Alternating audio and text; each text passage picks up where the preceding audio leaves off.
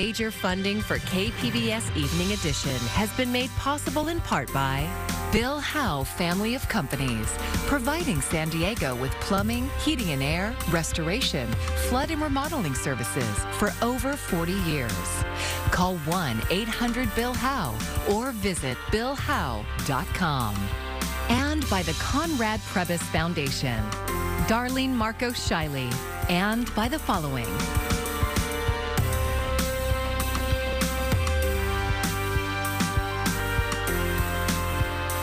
By viewers like you. Thank you. 4 years ago today, a Passover celebration at Chabad of Poway turned into a nightmare. Good evening, I'm Maya Trabulsi. A gunman burst into the synagogue and opened fire, killing one person and injuring 3 others. KPBS reporter John Carroll shows us how the congregation is remembering and honoring the past while looking to the future. You would have known something was wrong at Chabad of Poway on that Saturday morning by all the officers and law enforcement vehicles outside. But that sight only hinted at the horror that had unfolded inside as a man who had expressed his hatred for Jews online burst in and opened fire. Longtime congregant Lori Kay was killed, 3 others injured.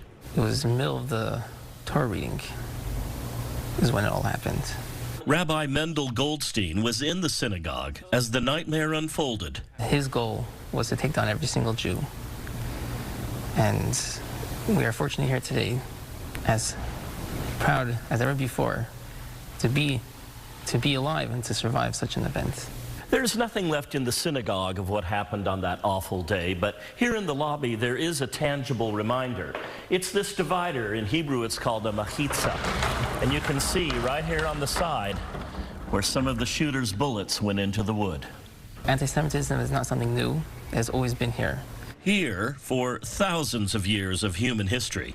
And data shows that anti-Semitism is once again on the rise in the U.S.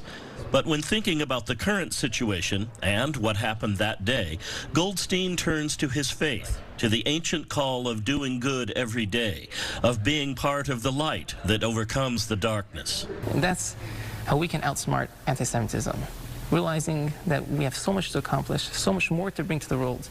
And despite the darkness we may see and experience, one candle can push away all that darkness. Rabbi Goldstein says he and his congregation still mourn the loss of Lori Kay on that terrible day. But 4 years later, they are more determined than ever to move forward in faith. John Carroll, KPBS News.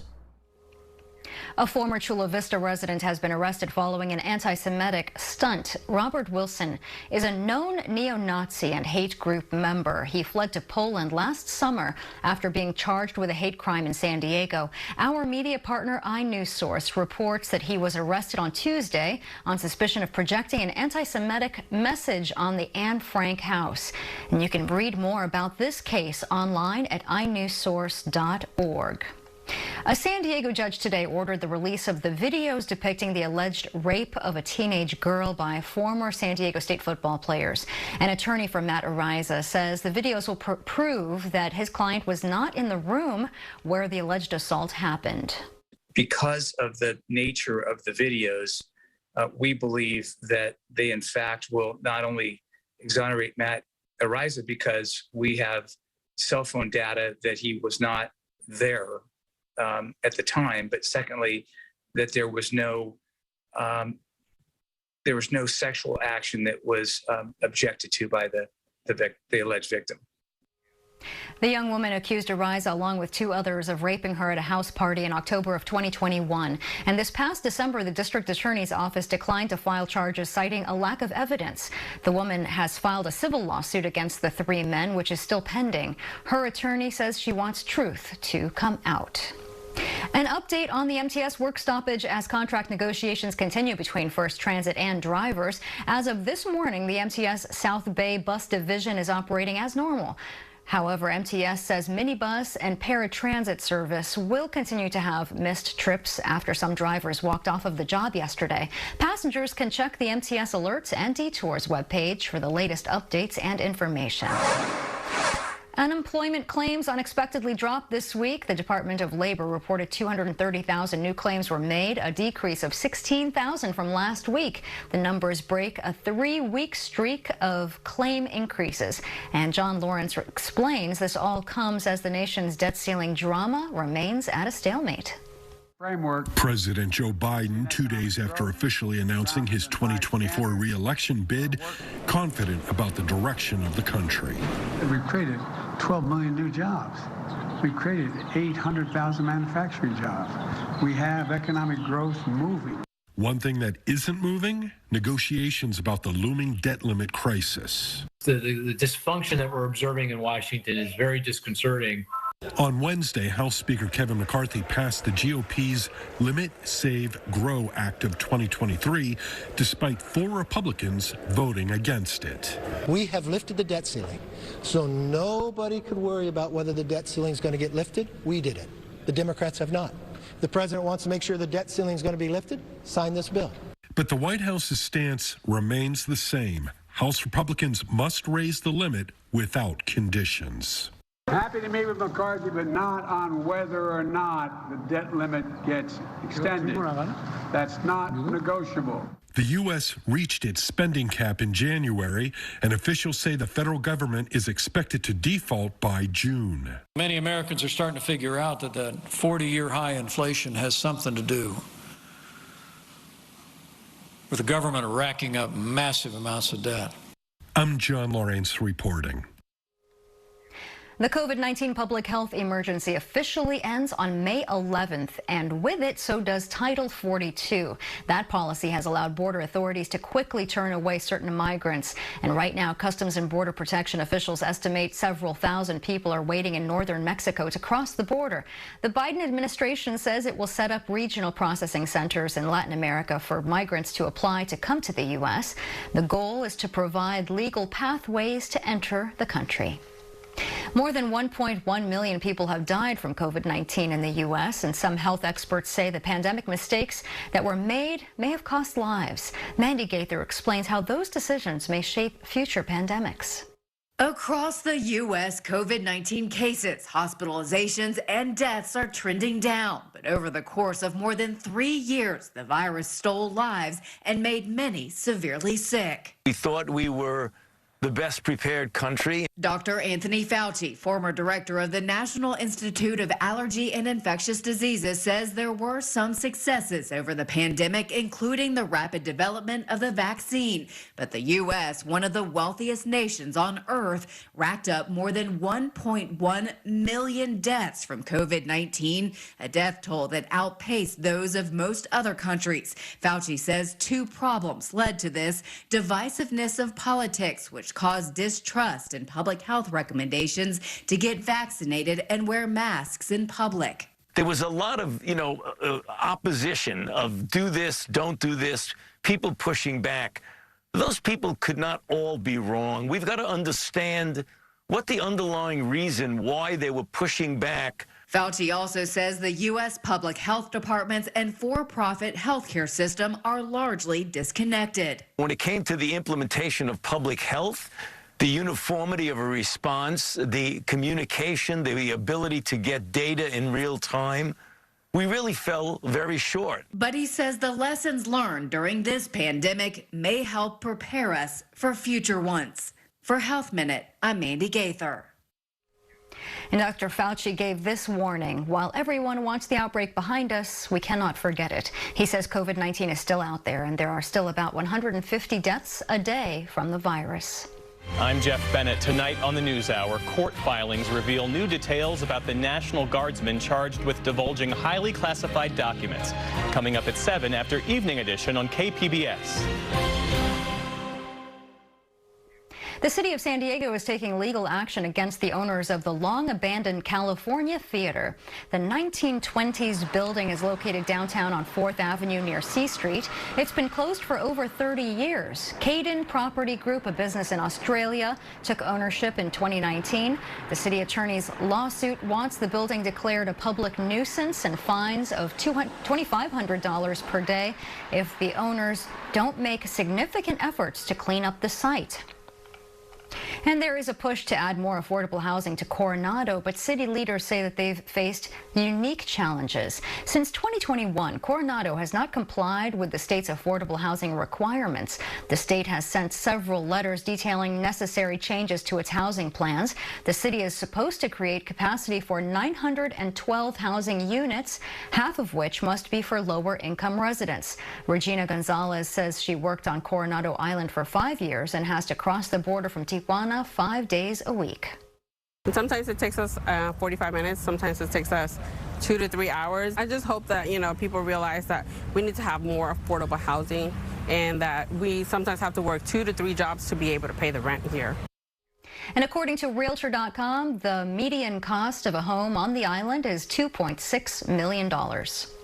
It's about saving unused food for those who need it. Feeding San Diego's food rescue program has a partnership with the world's largest coffeehouse chain. KPBS reporter Melissa May shows us how it works and who benefits. You may be wondering what large businesses do with the food that cannot be sold. Since 2016, Feeding San Diego says it has rescued over 3 million pounds of food from local Starbucks stores. This partnership is just such a perfect example of why we cannot let food go to waste. It's bad for the climate. It's detrimental to the climate. We're still in Earth Month, our last few days. We shouldn't be putting perfectly good, edible, surplus food in landfills. Carissa Caceres from Feeding San Diego says over 200 stores participate in the Starbucks Food Share program. It's proof of concept at scale that this isn't impossible. Sure, there's a lot of logistics involved, but it's possible.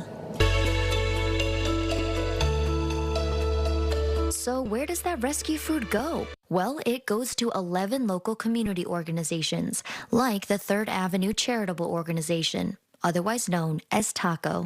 It sure beats watching somebody pick food out of a trash can and eat it, which is, what we see on a regular basis, where people are so hungry and picking food out of trash cans. Every Wednesday, that's now become known as Starbucks Day, clients of Taco start lining up at 7 a.m. to get their favorite brunch items. And it just, it reduces the cost that we have to pay out of our nonprofit budget, and it allows for us to be able to serve a higher quantity of food to a increasingly larger number of people. Because of the Food Share program, Taco says it's able to provide over 200 meals to the food insecure community and can even accommodate certain diets too.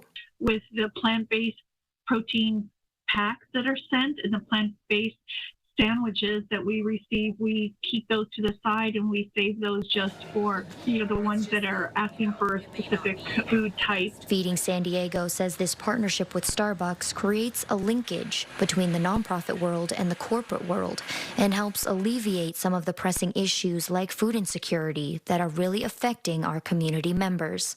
Melissa May, KPBS News.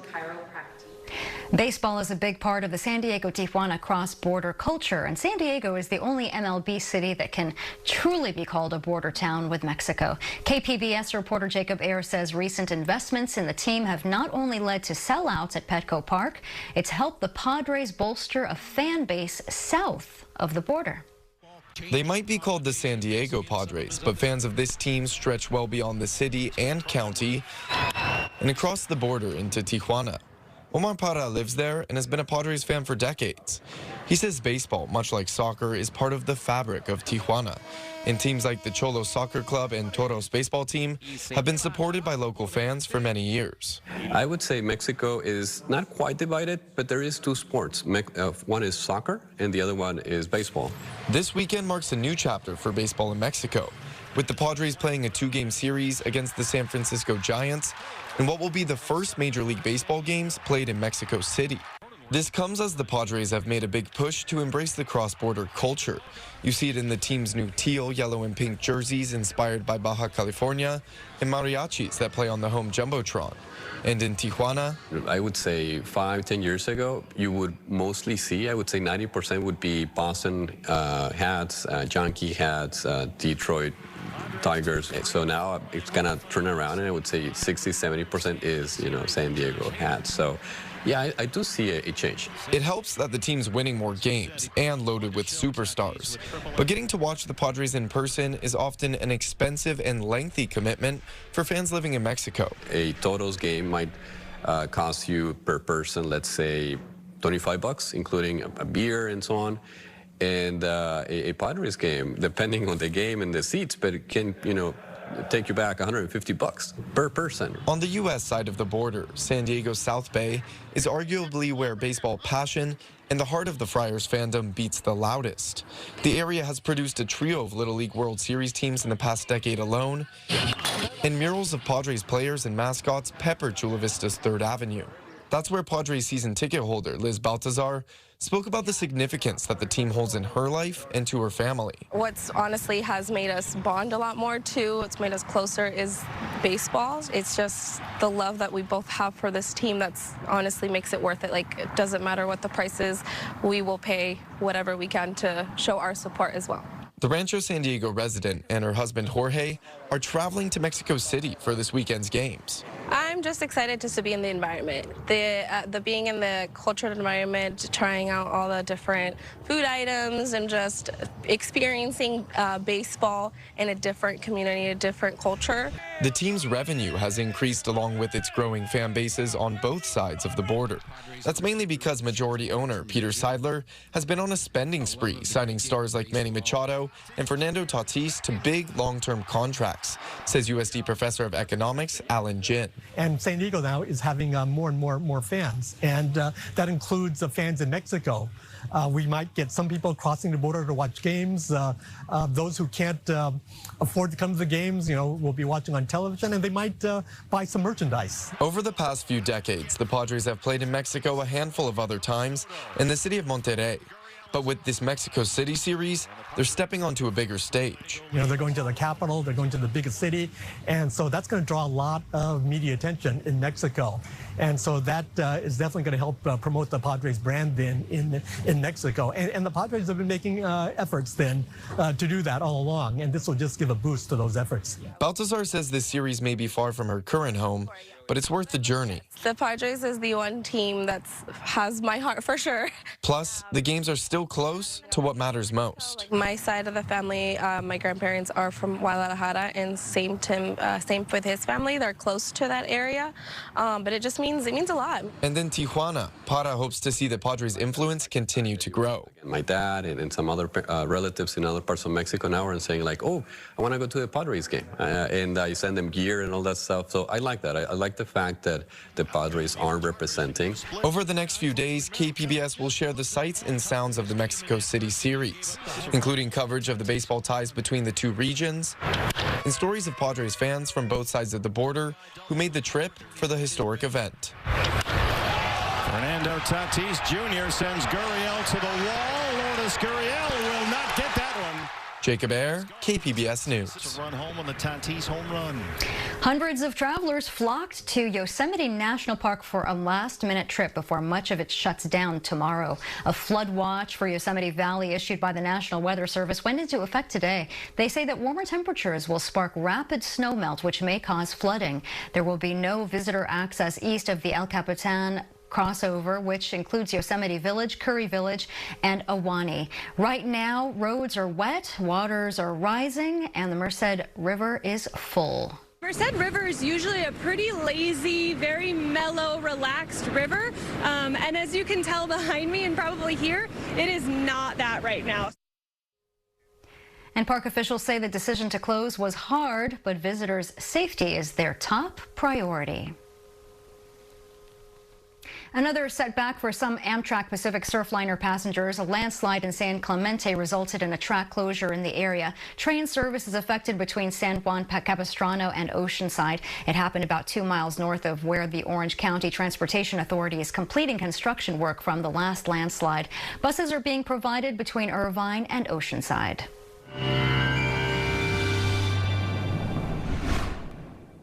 Let's take a look at your weather headlines. We're talking about warmer weather continuing. If you're hoping for a cool down by the end of the weekend, another system will bring us some cooler temperatures, and that could bring us some precip possible as we wrap up the week and then head into next week. As we wrap up our night, temperatures are dropping back into the 50s in Oceanside, down to 59 in San Diego. Mount Laguna drops to 54. Meanwhile, Borrego Springs, you will stay into the 60s. Look at all the warmth that's going to continue as we head into our day tomorrow. Very warm temperatures. So if you're going to be outside, make sure you're staying hydrated. Use that sunscreen. Plenty of sunshine for Oceanside, 69. 69 in San Diego. And Borrego Springs dealing with the triple-digit heat there with a high of 101. And if that's not hot enough for you, well, Saturday looks to be even warmer. We are talking about unseasonably warm weather continuing and could see some near-record temperatures throughout the Southwest. Fresno, 96. Medford, 85. Reno, a high of 86. That will tie a previous record. So set to sweat tomorrow and into the weekend as we will have those warm temperatures continuing. Now along the coast, we're into the upper 60s on Friday, 70s on Saturday, more sunshine on Sunday, temperatures into the upper 60s. And then I mentioned we'll be a little bit cooler as we do start next week with temperatures only into the low to mid 60s. Similar pattern for our inland communities with upper 70s and sunshine on Friday, low 80s on Saturday, upper 70s on Sunday, and then temperatures only into the mid 60s for Monday and Tuesday with more cloud coverage. Into the mountains, enjoy the 60s for the next couple of days because things are getting chillier as we start next week and windier too. Look at Monday and Tuesday, highs only in the 40s and 50s. And in the deserts, we've got the heat for the next several days, upper 90s if not triple digits, but then we're back to only the 70s and 80s by the time we head into the start of next week. For KPBS News, I'm meteorologist Ariella Scalise.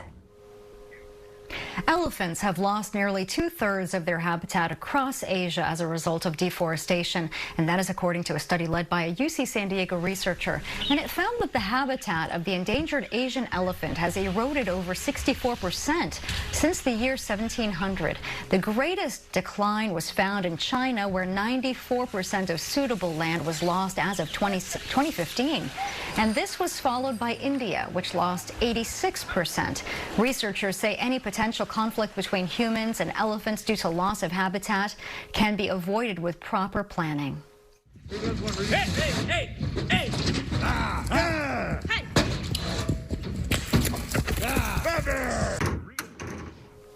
And there they go. 3 orphaned bear cubs are back in their natural habitat. Look at them run. The cubs, rehabilitated by the San Diego Humane Society's Ramona Wildlife Center, were released in the San Bernardino National Forest yesterday. They spent 9 months in an outdoor enclosure meant to mimic life in the wild, so they were prepared to survive on their own. The bears have been microchipped, they've been fitted with a GPS collar, and given a clean bill of health from the veterinarians.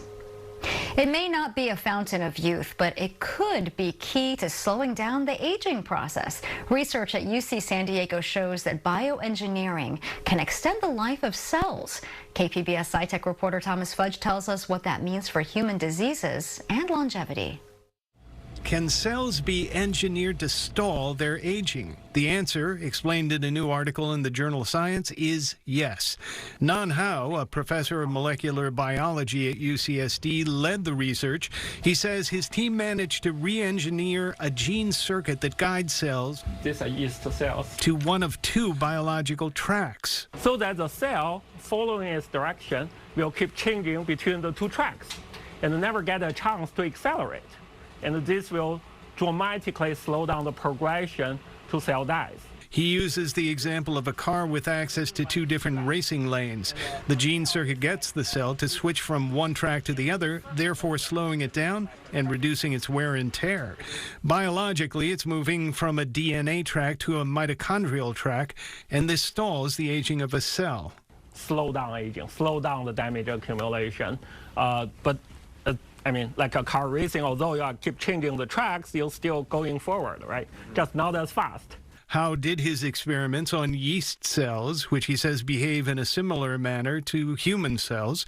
The engineering toolkit came from what's called synthetic biology. With synthetic biology, we can fix and enhance our cells the same way as mechanic engineers fix and enhance our cars.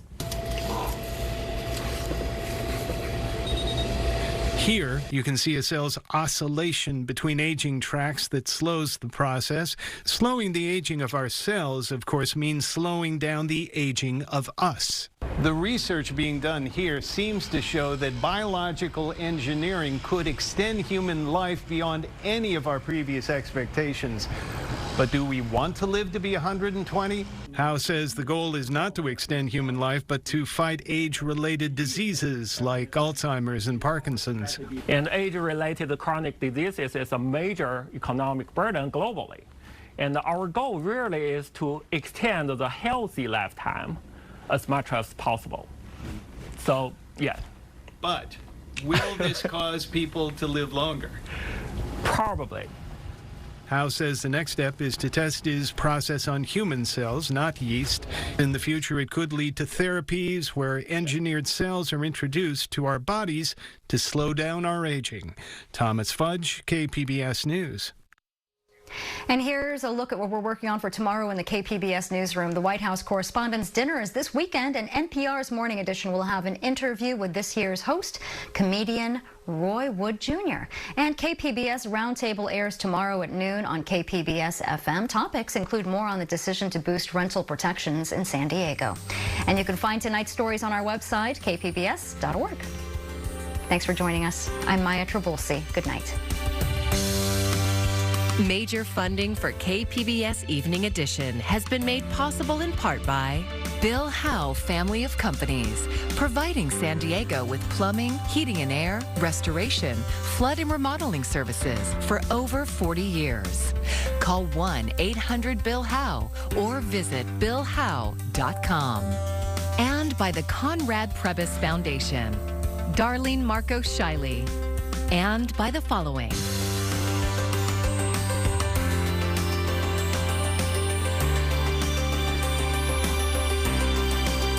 By viewers like you. Thank you.